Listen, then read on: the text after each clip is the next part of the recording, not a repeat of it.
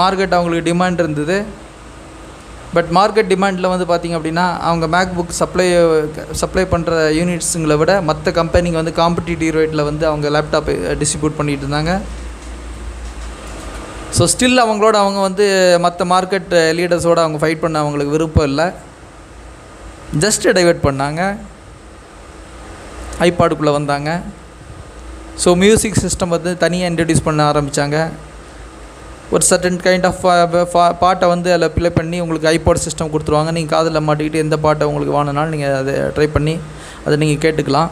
So அந்த மாதிரி ஒரு ஃபீல்டுக்குள்ளே அவங்க போனாங்க. அதுக்கப்புறம் வந்து பார்த்தாங்க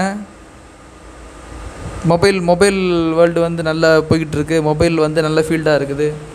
ஸோ நம்ம இதில் உள்ள புதுமைகளை ஏன் மொபைலில் புகுத்தக்கூடாது? ஸோ மேக்கில் உள்ள புதுமைகளை வந்து ஐபாடில் புகுத்தினோம்.